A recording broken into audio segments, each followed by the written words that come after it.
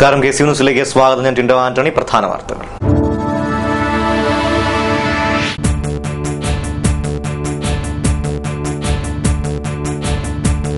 മാവേലിക്കര ലോക്സഭാ മണ്ഡലം ഐക്യജനാധിപത്യ മുന്നണി സ്ഥാനാർത്ഥി കൊടിക്കുന്നിൽ സുരേഷ് നാമനിർദ്ദേശക പത്രിക സമർപ്പിച്ചു.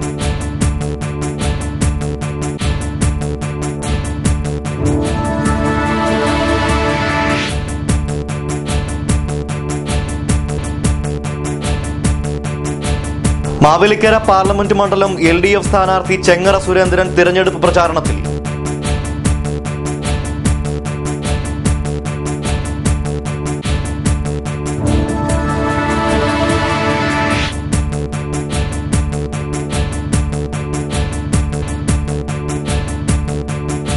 ഇടത് മതനിരപേക്ഷ കക്ഷികൾ ഒന്നുചേരുന്ന സംവിധാനമാണ് ഉയർന്നു വരേണ്ടതെന്ന് പ്രതിപക്ഷ നേതാവ് VS അച്യുതാനന്ദൻ.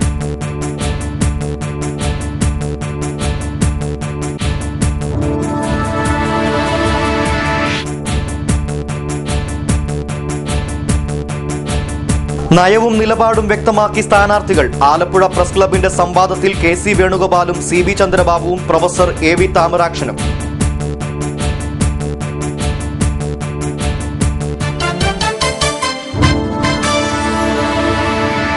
വാർത്തയുടെ വിശദാംശങ്ങളിലേക്ക്.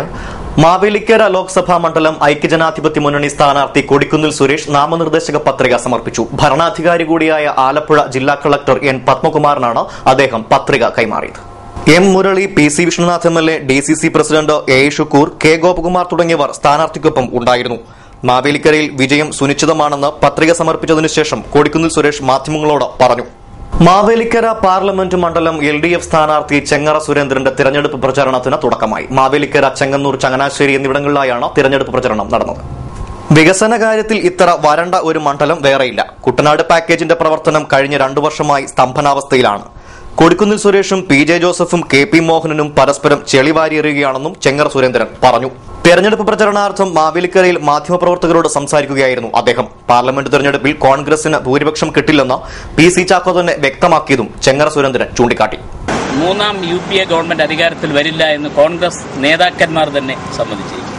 കൂടെ കിടക്കുന്നവർക്കല്ലേ രാപ്പനെ അറിയത്തുള്ളൂ. JPCയുടെ ചെയർമാനായിട്ടുള്ള PC ചാക്കോ തന്നെ പറഞ്ഞു 3ാം UPA ഗവൺമെന്റ് വരത്തില്ല. അപ്പോൾ ആ തരത്തിൽ കോൺഗ്രസിന് പ്രതീക്ഷ നഷ്ടപ്പെട്ടു കഴിഞ്ഞു. പിന്നെ പ്രാദേശികമായ ഒട്ടനവധി വിഷയങ്ങളുണ്ട്. മണ്ഡലവുമായി ബന്ധപ്പെടുന്ന നിരവധി വികസന പ്രവർത്തനങ്ങളുണ്ട്. ഈ കാര്യങ്ങളിലെല്ലാം ജനങ്ങൾ നിരാശരാണ്. അതുകൊണ്ട് ഈ തെരഞ്ഞെടുപ്പിൽ ഞങ്ങൾ ഇറങ്ങിയ 3-4 ദിവസം ഞങ്ങൾ നേരിട്ട് കൂടുതൽ ആളുകളെ നേരിൽ കാണുകയാണ്. ഇടതുപക്ഷ ജനാധിപത്യ മുന്നണി എന്ന നിലയിൽ അതിൻ്റെ കമ്മിറ്റികൾ ഹൗസ് ക്യാമ്പയിൻ നടത്തുമ്പോൾ സ്ഥാനാർത്ഥി എന്ന നിലയിൽ ഏറ്റവും കൂടുതൽ ആളുകളെ നേരിൽ കണ്ട് വോട്ട് ചോദിക്കുക എന്നുള്ള ഒരു ഉത്തരവാദിത്തമാണ് ഞാൻ നിർവഹിച്ചുകൊണ്ടിരിക്കുന്നത്. അക്കാര്യത്തിൽ എനിക്ക് നല്ല ആത്മവിശ്വാസമാണ്. 100% ഞാൻ ജയിക്കുമെന്ന കാര്യത്തിൽ യാതൊരു സംശയവും. കുട്ടനാട് പാക്കേജ് അത് അതേ സ്റ്റേജിൽ നിൽക്കുകയാണ്. 1840 കോടി രൂപയായിരുന്നു. എന്നാൽ ഇന്ന് 4000 കോടി രൂപയുണ്ടെങ്കിൽ പോലും അത് പൂർത്തിയാക്കാൻ കഴിയത്തില്ല. 1. 2, റെയിൽവേ വികസനത്തിന്റെ കാര്യത്തിൽ ഡബിളിംഗ് ചെങ്ങന്നൂരിൽ വന്ന് നിൽക്കുകയാണ്. മുൻപോട്ട് പോകുന്നില്ല. TP ചന്ദ്രശേഖരൻ വധക്കേസിലെ CPM അന്വേഷണ റിപ്പോർട്ട് തെരഞ്ഞെടുപ്പിൽ പാർട്ടിക്ക് അനുകൂലമാകുമെന്ന് പ്രതിപക്ഷ നേതാവ് VS അച്യുതാനന്ദൻ. RSP മുന്നണി വിട്ടത് ഇടതുമുന്നണിയുടെ വിജയത്തെ ബാധിക്കില്ലെന്നും VS അച്യുതാനന്ദൻ. പുന്നപ്രയിലെ വസതിയിൽ മാധ്യമങ്ങളോട് സംസാരിക്കുകയായിരുന്നു അദ്ദേഹം. CPMന്റെ സ്ഥാനാർത്ഥി നിർണയത്തെയും VS ന്യായീകരിച്ചു. TP ചന്ദ്രശേഖരന്റെ വധവുമായി ബന്ധപ്പെട്ട് അവരുടെ കുടുംബക്കാരും മറ്റുമൊക്കെയുള്ള ആളുകൾ വിശ്വസിച്ചിട്ടുള്ളത് CPIMന്റെ മുൻകൈയോട് കൂടിയിട്ട് ഉണ്ടായിട്ടുള്ള ഒരു കൊലപാതകമാണ്. അത് സംബന്ധിച്ച് ഞങ്ങളുടെ പാർട്ടിയുടെ അഖിലേന്ത്യാ സെക്രട്ടറി പ്രതികരിച്ചത്, രാഷ്ട്രീയ പ്രവർത്തനം നടത്തുന്നതിനിടയിൽ തെറ്റുകൾ സംഭവിച്ചാൽ ആ തെറ്റ് പാർട്ടി തെറ്റിന് വിധേയരായിട്ടുള്ള ആളുകളുമായിട്ട് സംസാരിച്ച് അത്തരം തെറ്റ് തിരുത്തുന്നതിന് വേണ്ടിയിട്ടുള്ള നിലപാടാണ് സ്വീകരിക്കാറുള്ളത്. കൊലപാതകം പോലുള്ള കാര്യങ്ങൾ പാർട്ടിയുടെ സഹപ്രവർത്തകരെ കൊല്ലുക എന്നുള്ളത് ഞങ്ങളുടെ പാർട്ടിയുടെ അജണ്ടയിൽ ഉള്ളത്. ആ നിലയിൽ എന്തെങ്കിലും സംഭവങ്ങൾ ഉണ്ടായിട്ടുണ്ടെങ്കിൽ അങ്ങനെയുള്ള ആളുകൾ ഈ പാർട്ടിയിൽ ഉണ്ടാവില്ല എന്ന് അദ്ദേഹം പറഞ്ഞു.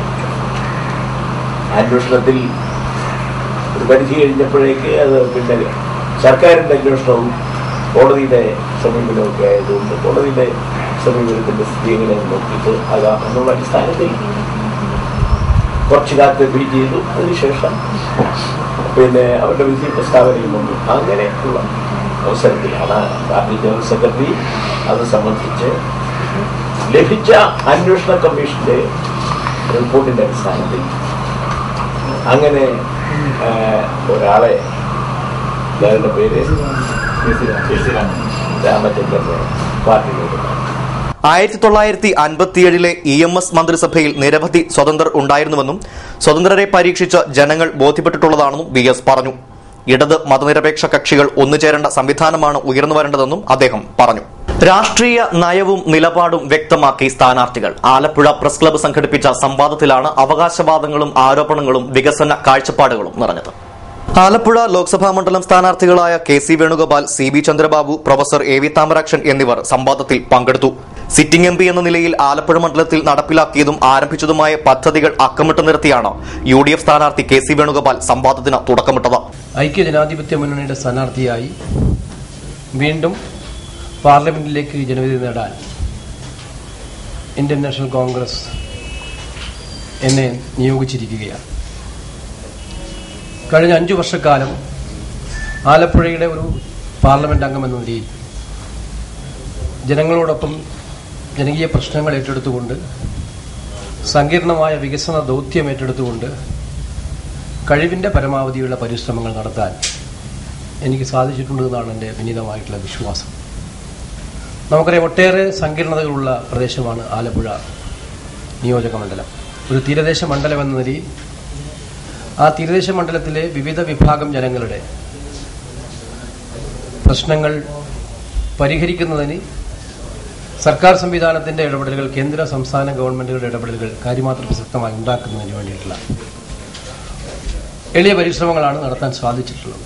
എന്നാൽ ആലപ്പുഴയുടെ വ്യാവസായിക പിന്നാക്കാവസ്ഥയിൽ തുടങ്ങിയാണ് LDF സ്ഥാനാർത്ഥി CB ചന്ദ്രബാബു ചർച്ചയുടെ ഗതി മാറ്റിയത്. ആലപ്പുഴയെ സംബന്ധിച്ചിടത്തോളം ഒട്ടേറെ സങ്കീർണമായ പ്രശ്നങ്ങൾ നേരിടുന്ന ഒരു പ്രദേശമാണ്. വലിയ വ്യവസായങ്ങളോ വൻകിട സംരംഭങ്ങളോ ഇല്ലാത്ത തീരപ്രദേശവും അതുപോലെ കാർഷിക മേഖലയും പരമ്പരാഗത വ്യവസായങ്ങളും എല്ലാം ഉൾക്കൊള്ളുന്ന ഒരു പ്രദേശത്ത് ഒട്ടേറെ സങ്കീർണമായ പ്രശ്നങ്ങൾ ജനങ്ങൾ നേരിടുന്നുണ്ട്. അവയ്ക്ക് പരിഹാരം കാണുന്നതിന് വേണ്ടി ഒരു പാർലമെന്റ് അംഗം എന്ന നിലയിൽ, ഒരു ജനപ്രതിനിധി എന്ന നിലയിൽ പതിറ്റാണ്ടുകൾ പിന്നിട്ടിട്ടും പൂർത്തിയാകാത്ത ബൈപ്പാസും ദേശീയപാത വികസനവും പൊതുമേഖലാ സ്ഥാപനങ്ങളുടെ ദയനീയാവസ്ഥയും LDF സ്ഥാനാർത്ഥി ചൂണ്ടിക്കാട്ടി. കുട്ടനാട് പാക്കേജ് നടപ്പിലാക്കുന്നതിൽ കാട്ടിയ അലംഭാവം, റെയിൽവേയുമായി ബന്ധപ്പെട്ട് ആലപ്പുഴ അനുഭവിക്കുന്ന അവഗണന എന്നിവയും ചന്ദ്രബാബുവിന് ആയുധമായി. 5 തവണ ജനപ്രതിനിധിയായതിന്റെ പരിചയസമ്പത്തിലാണ് ആദ്യമായി പാർലമെന്റിലേക്ക് മത്സരിക്കുന്നതെന്ന് RSP B സ്ഥാനാർത്ഥി പ്രൊഫസർ AV താമരാക്ഷൻ പറഞ്ഞു. ആലപ്പുഴ മണ്ഡലത്തിൽ നിന്നും RSP B സ്ഥാനാർത്ഥിയായി NDAയുടെ പിന്തുണയോടുകൂടിയാണ് ഞാൻ മത്സരിക്കുന്നത്. ഞാൻ NDAയുടെ സ്ഥാനാർത്ഥിയാണ്. ഈ തെരഞ്ഞെടുപ്പിൽ ഇന്ത്യ രാജ്യത്ത് വൻ ഭൂരിപക്ഷത്തിൽ അധികാരത്തിൽ വരാൻ പോകുന്ന ഒരു മുന്നണിയുടെ പ്രതിനിധിയായിട്ടാണ് ഞാൻ മത്സരിക്കുന്നത്. ഇപ്പോൾ ഇതുവരെ നടന്ന എല്ലാ അഭിപ്രായ വോട്ടെടുപ്പുകളിലും വൻ ഭൂരിപക്ഷത്തിൽ NDA അധികാരത്തിൽ വരുമെന്ന് വ്യക്തമായി കഴിഞ്ഞിരിക്കുന്നു. കഴിഞ്ഞ 10 വർഷമായി അധികാരത്തിലിരിക്കുന്ന UPA ഗവൺമെന്റിന്റെ പ്രധാന വകുപ്പ് കൈകാര്യം ചെയ്ത മന്ത്രിമാർ പോലും തെരഞ്ഞെടുപ്പിൽ നിന്ന് മത്സരിക്കാൻ വിമുഖത കാണിക്കുകയാണ്. ഇടതുപക്ഷ രാഷ്ട്രീയ പാർട്ടികളാണെങ്കിൽ ഈ തെരഞ്ഞെടുപ്പ് കഴിയുമ്പോൾ ഇന്ത്യയിൽ ഒരു രാഷ്ട്രീയ പാർട്ടിക്കും ഒരു ദേശീയ പാർട്ടി എന്നുള്ള അംഗീകാരം പോലും കിട്ടാത്തൊരവസ്ഥയിലേക്ക് വരാൻ പോകും. അത്തരമൊരു സന്ദർഭത്തിലാണ് ആലപ്പുഴ പാർലമെന്റ് മണ്ഡലത്തിൽ നിന്നും NDAയുടെ പ്രതിനിധിയായി ഞാൻ മത്സരിക്കുന്നത്.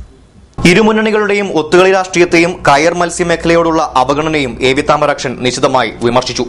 ഇലക്ഷൻ പ്രചരണത്തിനിടെ ഏറ്റവും അധികം പരാതികൾ ജനങ്ങളിൽ നിന്നും ഉയരുന്നത് കുടിവെള്ളവുമായി ബന്ധപ്പെട്ടാണെന്ന് കൊടിക്കുന്നിൽ സുരേഷ്. ആലപ്പുഴ കളക്ടറേറ്റിൽ നാമനിർദ്ദേശക പത്രിക സമർപ്പിച്ച് മടങ്ങും വഴി രാമങ്കരിയിൽ ഇലക്ഷൻ പ്രചരണത്തിനിടെ KCV വാർത്തകളോട് പ്രതികരിക്കുകയായിരുന്നു അദ്ദേഹം. കുടിവെള്ളം കുട്ടനാട്ടുകാരുടെ അടിസ്ഥാനപരമായ പ്രശ്നങ്ങളിൽ പ്രധാനപ്പെട്ടതാണ്. കുട്ടനാട്ടിൽ കുടിവെള്ളം എത്തിക്കുന്നതിനായി 268 കോടി രൂപ കേന്ദ്ര ഗവൺമെന്റ് അനുവദിച്ചിട്ടുണ്ട്. ജപ്പാൻ കുടിവെള്ള പദ്ധതിയിൽ ഉൾപ്പെടുത്തി ഇത് പ്രാവർത്തികമാക്കുന്നതോടെ കുട്ടനാട്ടിലെ കുടിവെള്ള പ്രശ്നത്തിന് ശാശ്വതമായ പരിഹാരമുണ്ടാകുമെന്നും കൊടിക്കുന്നിൽ സുരേഷ് പറഞ്ഞു. AC കനാൽ തുറക്കുന്നതിന്റെ ഭാഗമായി ഒഴിയേണ്ടി വരുന്ന കനാൽ കരയിലെ കച്ചവടക്കാർക്ക് എല്ലാവർക്കും കടമുറികൾ വെച്ചു നൽകും. ലിസ്റ്റിൽ നിന്നും പേരുകൾ വിട്ടുപോയിട്ടുണ്ടെങ്കിൽ പരിശോധിച്ച് നടപടിയെടുക്കാൻ ഉദ്യോഗസ്ഥർക്ക് നിർദ്ദേശം നൽകുമെന്നും അദ്ദേഹം പറഞ്ഞു. K Gopakumar, Thomas Kutty Mathew, Joseph Chekkodan, Pramod Chandran, advocate Anil Bose, CV Rajeev, George Mathew Panjimaram, K Prasad തുടങ്ങിയവർ തിരഞ്ഞെടുപ്പ് പ്രചരണത്തിന് നേതൃത്വം നൽകി. കുടിവെള്ളമില്ല. തലവടി വില്ലേജ് ഓഫീസ് LDF നേതൃത്വത്തിൽ ഉപരോധം. തലവടി ഗ്രാമപഞ്ചായത്തിലെ വിവിധ പ്രദേശങ്ങളിൽ കുടിവെള്ളം എത്തിയിട്ട് മാസങ്ങളായി. തിരുവല്ല കറ്റോട് ജലശുദ്ധീകരണശാലയിൽ നിന്നും ആഴ്ചയിൽ 1-2 തവണ മാത്രമാണ് ഈ പ്രദേശത്തേക്ക് ജലം എത്തിയിരുന്നത്. എന്നാൽ Neerettupuram water treatment plant commission നടന്നതോടെ കറ്റോട് നിന്നുള്ള ശുദ്ധജല വിതരണവും നിലച്ചതായി Thalavady north local committee secretary Joji Abraham പറഞ്ഞു. 30 വർഷക്കാലമായിട്ട് ശുദ്ധജലം ലഭിക്കാത്ത പ്രദേശമാണ് തലവടി തെക്കേക്കരയിലുള്ളത്. തെക്കേക്കരയിൽ 11-ാം വാർഡ് തലവടി ഹൈസ്കൂളിനോട് ചേർന്നുള്ള ഭാഗങ്ങളിൽ മാത്രമാണ് കുറച്ചെങ്കിലും വെള്ളം ലഭിക്കുന്നത്. തെക്കേക്കരയിലെ ജനങ്ങൾ 30 വർഷക്കാലമായിട്ട് വെള്ളത്തിൽ നിന്ന് പ്രതീക്ഷിച്ച് നീരേറ്റുപുറം ട്രീറ്റ്മെന്റ് പ്ലാന്റ് ഉദ്ഘാടനം ചെയ്ത് കഴിയുമ്പോഴത്തേക്ക് വെള്ളം കിട്ടുമെന്നുള്ള പ്രതീക്ഷയും കഴിഞ്ഞ് ആണ് ഇപ്പോഴും ഈ സമരത്തിന് വന്നിരിക്കുന്നത്. നമുക്കറിയാം, നീരേറ്റുപുറം ട്രീറ്റ്മെന്റ് പ്ലാന്റ് ഉദ്ഘാടനം ചെയ്താൽ അവിടെ തന്നെ വെള്ളം കിട്ടാത്തതിന്റെ ഒരു ഇതെന്ന് പറഞ്ഞാൽ 30 വർഷക്കാലം മുമ്പ് തന്നെ ഇട്ടിരിക്കുന്ന പൈപ്പ് ലൈനാണ് ഇപ്പോൾ അത് ഉപയോഗശൂന്യമാണ്. ബഹുമാനപ്പെട്ട MLA ശ്രമഫലമായിട്ട് ബന്ധപ്പെട്ട പൈപ്പ് ലൈൻ എല്ലാം മാറാൻ വേണ്ടിയുള്ള ഫണ്ട് അനുവദിച്ചിട്ടുണ്ടെങ്കിൽ പോലും അത് ഇട്ടു വരണമെങ്കിൽ 1 വർഷക്കാലമെങ്കിലും എടുക്കും. ഈ വേനൽക്കാലം അതിരൂക്ഷമായിരിക്കുന്ന സമയത്ത് തോടുകളിൽ നിന്ന് ആശ്രയിച്ച് തോടിൽ നിന്ന് വെള്ളമെടുത്ത് അത് ഊറ്റി വെള്ളം ഉപയോഗിച്ചുകൊണ്ടിരുന്ന കക്ഷികൾക്ക് തലവടി തെക്കേക്കരയിലെ 1-2 തോടുകൾ പോലും ഉണങ്ങിക്കിടക്കുന്ന അവസ്ഥയാണ് നിങ്ങൾക്ക് വന്നാൽ കാണാൻ സാധിക്കും. അതേ അവസ്ഥ തന്നെയാണ് തലവടിയിലെ വടക്കേക്കരയിലെ മൂത്തുരുത്തി, കളങ്ങര പ്രദേശങ്ങളിലും വെള്ളം അതിരൂക്ഷമായ കുടിവെള്ള ക്ഷാമമാണ് നേരിട്ടുകൊണ്ടിരിക്കുന്നത്. തലവടി വില്ലേജ് ഓഫീസ് ഉപരോധം ഉദ്ഘാടനം ചെയ്ത് സംസാരിക്കുകയായിരുന്നു അദ്ദേഹം. വണ്ടിയിലും വള്ളത്തിലുമായി മുൻവർഷങ്ങളിലേതുപോലെ കുടിവെള്ളം വിതരണം ചെയ്യണമെന്നും ജോജി എബ്രഹാം പറഞ്ഞു. വില്ലേജ്, ഗ്രാമപഞ്ചായത്ത്, പോലീസ് ഉദ്യോഗസ്ഥർ എന്നിവരുടെ നേതൃത്വത്തിൽ ഉപരോധ സമരക്കാരുമായുള്ള ചർച്ചയെ തുടർന്ന് കുടിവെള്ളം ഉടൻ ലഭ്യമാക്കാം എന്ന ഉറപ്പിനെ തുടർന്നാണ് സമരം തീർപ്പാക്കിയത്. KT Thankappan, KV Kunjumon, PV Prasannan, മെമ്പർമാരായ വൃന്ദ ഈശ്വരപിള്ള, KT സോമൻ, PK ശശീന്ദ്രൻ, ശൈലജ സൈലേഷ് എന്നിവർ സമരത്തിന് നേതൃത്വം നൽകി. വെളിയനാട് ഗ്രാമപഞ്ചായത്തിലേക്ക് അടയ്ക്കുവാനുള്ള വസ്തു, കെട്ടിട, തൊഴിൽ നികുതി, ലൈസൻസ് ഫീസ് എന്നിവ മാർച്ച് 31-നകം അടയ്ക്കണം. പിഴപ്പലിശ, ജപ്തി, പ്രോസിക്യൂഷൻ നടപടികളിൽ നിന്നും ഒഴിവാകണമെന്നും വെളിയനാട് ഗ്രാമപഞ്ചായത്ത് സെക്രട്ടറി അറിയിച്ചു. ഇനിയൊരു ഇടവേള. KCV വാർത്തകൾ നിങ്ങൾക്കായി അവതരിപ്പിക്കുന്നത് മനോഹരമായൊരു വീട് നമ്മളുടെ എല്ലാം സ്വപ്നമാണ്. നിങ്ങളുടെ സ്വപ്ന ഭവനങ്ങളെ മനോഹരമാക്കാൻ ഇതാ സിമ്പിൾ. ഷാലിമാർ സൂപ്പർ ബ്രാൻഡ് ടൈലുകളുടെയും ഗ്രാനൈറ്റിന്റെയും വിസ്മയ ലോകം. വിപുലമായ സ്റ്റോക്ക്, ഫാസ്റ്റ് സർവീസ്, 100% ഗുണമേന്മ ഇവയൊക്കെ നിലനിർത്തുന്നതുകൊണ്ട് ഞാൻ പറയുന്നു Shalimar. Shalimar marbles and granite. സ്വപ്ന ഭവനത്തിന് ഇവിടെ പൂർണ്ണത. Shalimar marbles and granite, Manikkachira, AC road, Changanassery.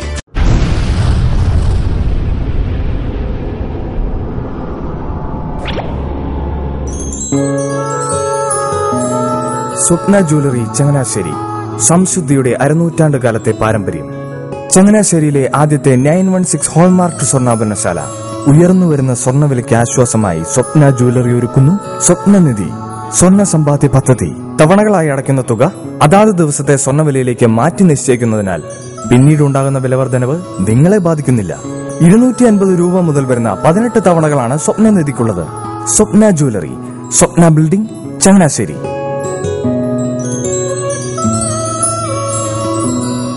എന്റെ മോഹനേട്ടാ, എളുപ്പ വഴികളും കുറുക്കു വഴികളും നോക്കി പോകുമ്പോഴാ നമ്മളെ ആരെങ്കിലും പറ്റിക്കണത്.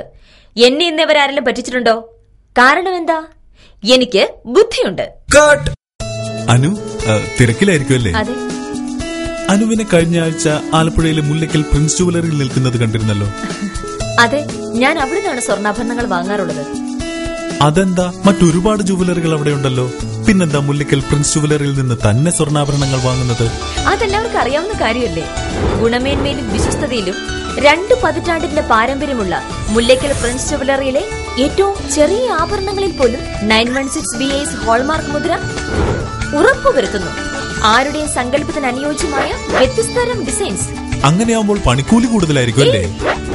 ഏറ്റവും കുറഞ്ഞ പണിക്കൂലി മാത്രമല്ല, 916 BIS ഹോൾമാർക്കറ്റ് സ്വർണ്ണാഭരണങ്ങൾ മാറ്റി വാങ്ങുമ്പോൾ വിലയിലോ തൂക്കത്തിലോ കുറവ് വരുന്നില്ല. അപ്പോൾ ശരിക്കും ഹീറോ മുല്ലയ്ക്കൽ പ്രിൻസ് ജുവലറിയാണല്ലേ? അത് പിന്നെ പറയാനുണ്ടോ? 100% BIS ഹോൾമാർക്കറ്റ് സ്വർണ്ണാഭരണങ്ങൾ വിൽക്കുന്ന സ്വർണ്ണാഭരണശാല പ്രിൻസ് ജുവലറി, മുല്ലയ്ക്കൽ, ആലപ്പുഴ. തുടർ വാർത്തകളിലേക്ക്. കുട്ടനാട് താലൂക്ക് ചുമട്ടുതൊഴിലാളി യൂണിയൻ ജനറൽ ബോഡി യോഗം നടന്നു. പ്രസിഡന്റ് അഡ്വക്കേറ്റ് ജോയ്ക്കുട്ടി ജോസ് അധ്യക്ഷനായി. ഇടതുപക്ഷ ജനാധിപത്യ സ്ഥാനാർത്ഥി ചെങ്ങറ സുരേന്ദ്രനെ വിജയിപ്പിക്കാൻ മുഴുവൻ തൊഴിലാളികളും രംഗത്തിറങ്ങണമെന്ന് യോഗം തീരുമാനിച്ചു. ആധാർ BPL-കാരെ അടക്കം സർക്കാർ കബളിപ്പിച്ചു. ആധാർ രജിസ്ട്രേഷന് സർക്കാർ പ്രഖ്യാപിച്ച 150 രൂപയുടെ ധനസഹായം ഒരു BPL കുടുംബത്തിന് പോലും നൽകിയില്ല. APL-കാരുടെ ചിലവ് ഭാഗികമായും BPL-കാരുടെ ചിലവ് പൂർണ്ണമായും സർക്കാർ വഹിക്കുമെന്ന വാഗ്ദാനമാണ് പതിരായത്. ശയ്യാവലംബരായ രോഗികളെയും യാത്ര ചെയ്യാൻ സാധിക്കാത്ത വികലാംഗരെയും സർക്കാർ കബളിപ്പിച്ചു. BPL കുടുംബത്തിലെ എല്ലാ അംഗങ്ങളും ആധാർ രജിസ്റ്റർ ചെയ്താൽ 150 രൂപ നൽകുമെന്നായിരുന്നു സർക്കാർ പ്രഖ്യാപനം. കുടുംബനാഥന്റെ ബാങ്ക് അക്കൌണ്ടിൽ 150 രൂപ നിക്ഷേപിക്കാൻ IT വകുപ്പിനെയും ചുമതലപ്പെടുത്തി 2011 ജൂൺ 30-നാണ് ഉത്തരവ് വന്നത്. ധനവകുപ്പ് ഇതിനായി പണം നൽകുമെന്നും ആസൂത്രണ കമ്മീഷൻ പദ്ധതിക്ക് അനുവദിക്കുന്ന തുകയിൽ നിന്ന് ധനവകുപ്പിന് ഇത് വകവെച്ച് നൽകുമെന്നും ഉത്തരവിലുണ്ട്. മന്ത്രിസഭ അംഗീകരിച്ച കണക്കനുസരിച്ച് 32,29,823 BPL കുടുംബങ്ങളാണ് കേരളത്തിലുള്ളത്. എന്നാൽ ഗുണഭോക്താക്കളിൽ ഒരാൾക്ക് പോലും സഹായം ലഭിച്ചിട്ടില്ല. ശയ്യാവലംബരുടെയും യാത്ര ചെയ്യാൻ കഴിയാത്ത വികലാംഗരുടെയും വീട്ടിലെത്തി ആധാർ രജിസ്ട്രേഷൻ നടത്തുന്നതിന് പ്രഖ്യാപിച്ച സഹായവും നിഷേധിക്കപ്പെട്ടു. ഈ വിഭാഗത്തിൽ 1,00,000-ലധികം പേരുണ്ട്. BPL കുടുംബത്തിലെ ഒരാളുടെ രജിസ്ട്രേഷന് ബന്ധപ്പെട്ട ഏജൻസിക്ക് 150 രൂപ കേരള സ്റ്റേറ്റ് IT മിഷന് നൽകുമെന്നും ഉത്തരവിലുണ്ട്. APL കുടുംബാംഗമാണെങ്കിൽ 100 രൂപ സ്വയം കണ്ടെത്തണം. 50 രൂപ IT മിഷൻ നൽകും. ആധാർ രജിസ്ട്രേഷന്റെ മുഖ്യ ചുമതലക്കാരായ IT മിഷന് 10 രൂപ വീതം യൂണിക് ഐഡന്റിഫിക്കേഷൻ അതോറിറ്റി ഓഫ് ഇന്ത്യയും നൽകും. ഈ ഇനത്തിൽ മാത്രം 35 കോടി രൂപയാണ് IT മിഷന്റെ വരുമാനം. ആധാർ പദ്ധതി നടത്തിപ്പിനായി ആസൂത്രണ കമ്മീഷന്റെ പ്രത്യേക സഹായവും സംസ്ഥാനത്തിനുണ്ട്. IT മിഷൻ ഈ തുക വകമാറ്റി ചിലവഴിക്കുകയാണ്. News desk KCV. മാവേലിക്കര നിയോജക മണ്ഡലം യൂത്ത് കോൺഗ്രസ് പാർലമെന്റ് മണ്ഡലം പ്രസിഡന്റ് സജി ജോസഫ് നയിക്കുന്ന ജനകീയ വികസന യാത്രയ്ക്ക് തകഴിയിൽ തുടക്കമായി. M. ലിജു ഉദ്ഘാടനം ചെയ്തു. മാവേലിക്കര പാർലമെന്റ് മണ്ഡലം UDF സ്ഥാനാർത്ഥി കൊടിക്കുന്നിൽ സുരേഷിന്റെ വിജയം ഉറപ്പിക്കുന്നതിനായാണ് ജനകീയ വികസന യാത്ര സംഘടിപ്പിച്ചിരിക്കുന്നത്. ഈ മാസം 21 വരെ നടത്തുന്ന ജാഥ മാവേലിക്കര മണ്ഡലത്തിലെ വിവിധ പഞ്ചായത്തുകളിൽ സന്ദർശനം നടത്തി ഈ മാസം 21-ന് അവസാനിക്കും. നടത്തിയ വികസന പ്രവർത്തനങ്ങൾ വിശദീകരിച്ചുകൊണ്ടാണ് Mavelikkara parliament youth Congress committee ഇന്ന് ഈ ജനകീയ വികസന യാത്ര സംഘടിപ്പിച്ചത്. നമുക്കറിയാം, കേരളത്തിലെ 3 ജില്ലകളിൽ കൊല്ലം, ആലപ്പുഴ, കോട്ടയം ജില്ലകളിലായി വ്യാപിച്ചു കിടക്കുന്ന തമിഴ്നാടിന്റെ അറ്റം മുതൽ പുന്നമടക്കായൽ തീരം വരെ വ്യാപിച്ചു കിടക്കുന്ന കേരളത്തിലെ ഏറ്റവും നീളം കൂടിയ പാർലമെന്റായ മാവേലിക്കര പാർലമെന്റിൽ അങ്ങോളം ഇങ്ങോളം ഓടി നടന്നുകൊണ്ട് ജയിപ്പിച്ചു വിട്ട ജനങ്ങളോട് 100% ആത്മാർത്ഥത പുലർത്തുന്ന കേരളത്തിലെ 1-ാം നമ്പറായ ജനപ്രതിനിധി. നമുക്കറിയാം, കുട്ടനാട് നേരത്തെ ആലപ്പുഴ പാർലമെന്റിന്റെ ഭാഗമായിരുന്നു. കഴിഞ്ഞ തവണ 2004 മുതൽ 2009 വരെ ഇവിടെ ജനപ്രതിനിധിയായിരുന്ന MP, ഇടതുപക്ഷം ജയിപ്പിച്ചു വിട്ട ജനപ്രതിനിധിയായ MP, കേരളത്തിലെ കുട്ടനാട്ടിലെ പാവപ്പെട്ട സഖാക്കന്മാർ അടക്കമുള്ളവർക്ക് പോലും ഒന്ന് കണ്ടുകെട്ടുക എന്നുള്ളത് കഴിഞ്ഞ 5 വർഷത്തിനിടയ്ക്ക് അദ്ദേഹത്തെ കണ്ടുകെട്ടിയത് വളരെ ചുരുങ്ങിയ ദിവസങ്ങളിൽ മാത്രമായിരുന്നു. എന്നാൽ അതിൽ നിന്ന് വ്യത്യസ്തമായി കേരളത്തിലെ CPM അടക്കം, ഇടതുപക്ഷ പ്രസ്ഥാനങ്ങളടക്കം, BJP അടക്കമുള്ളവർ നേതാക്കന്മാർക്കും പ്രവർത്തകർക്കും ഏത് സമയവും ഏത് നേരത്തും എത്തിച്ചേരാവുന്ന ഒരു ജനപ്രതിയായിരുന്നു കൊടിക്കുന്നിൽ സുരേഷ് എന്നുള്ള കാര്യത്തിൽ രാഷ്ട്രീയ പ്രതിയോഗികൾ പോലും തർക്കമുണ്ടാക്കും, അല്ലെങ്കിൽ അതിനങ്ങനെ പറയുമ്പോൾ അതിനെ എതിർക്കും എന്ന് ഞങ്ങൾ വിശ്വസിക്കുന്നില്ല. ബെൻസൺ ജോസഫ്, പെരുങ്കുളം ദിലീപ്, സുധീൽ, ദിനേശ് ബാബു, രതീഷ്, ഡോക്ടർ ഉല്ലാസ് തുടങ്ങിയവർ സംസാരിച്ചു. മാവേലിക്കര ലോക്സഭാ മണ്ഡലം UDF കൺവെൻഷൻ ചൊവ്വാഴ്ച വൈകിട്ട് 3-ന് മങ്കൊമ്പ് തെക്കേക്കര മണ്ഡലത്തിൽ നടക്കും. കേന്ദ്ര പ്രവാസികാര്യമന്ത്രി വയലാർ രവി കൺവെൻഷൻ ഉദ്ഘാടനം ചെയ്യും. M. Murali, A. Shukoor, advocate Jacob Abraham, KK Shaju എന്നിവർ പങ്കെടുക്കുമെന്ന് convener K. Gopakumar, chairman Thomas Ootty Mathew എന്നിവർ അറിയിച്ചു. ഈസ്റ്റർ ദിനത്തിൽ UPSC പരീക്ഷ നടത്തുവാനുള്ള കേന്ദ്ര സർക്കാരിന്റെ തീരുമാനം ഉടൻ പിൻവലിക്കണമെന്ന് പുളിങ്കുന്ന് ഫൊറോന പിതൃവേദി മാതൃജ്യോതിസ് കേന്ദ്ര സർക്കാരിനോട് ആവശ്യപ്പെട്ടു. കണ്ണാടി സെയിന്റ് ജോസഫ് പാരിഷ് ഹാളിൽ കൂടിയ സമ്മേളനം ഫാദർ സിറിയക് വലിയപറമ്പിൽ ഉദ്ഘാടനം ചെയ്തു. ബാബു വടക്കേക്കളം അധ്യക്ഷനായി. ചരമവാർത്തകൾ. കടപ്ര മാന്നാർ മടക്കൽ മറിയാമ്മ അലക്സ് നിര്യാതയായി 83 വയസ്സായിരുന്നു. സംസ്കാരം ചൊവ്വാഴ്ച 3-ന് നിരണം വലിയപള്ളി സിമിത്തേരി. വളവനാടി കട്ടത്തറ വീട്ടിൽ കല്യാണി നിര്യാതയായി 88 വയസ്സായിരുന്നു. സംസ്കാരം ചൊവ്വാഴ്ച 10-ന് വീട്ടുവളപ്പിൽ. പ്രധാന വാർത്തകൾ ഒരിക്കൽ കൂടി.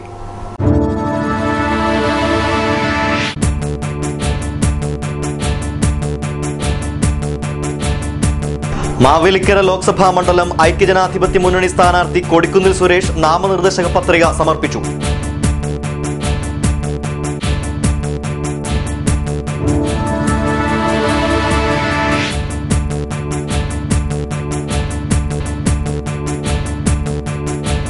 മാവേലിക്കര പാർലമെന്റ് മണ്ഡലം LDF സ്ഥാനാർത്ഥി ചെങ്ങറ സുരേന്ദ്രൻ തിരഞ്ഞെടുപ്പ് പ്രചാരണത്തിൽ.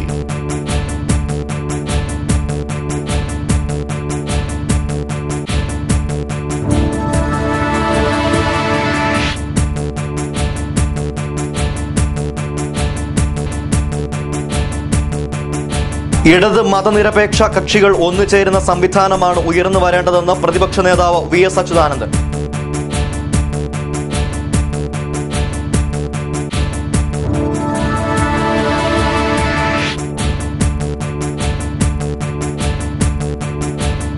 നയവും നിലപാടും വ്യക്തമാക്കി സ്ഥാനാർത്ഥികൾ. ആലപ്പുഴ പ്രസ് ക്ലബിന്റെ സംവാദത്തിൽ KC വേണുഗോപാലും CB ചന്ദ്രബാബുവും പ്രൊഫസർ AV താമരാക്ഷനും.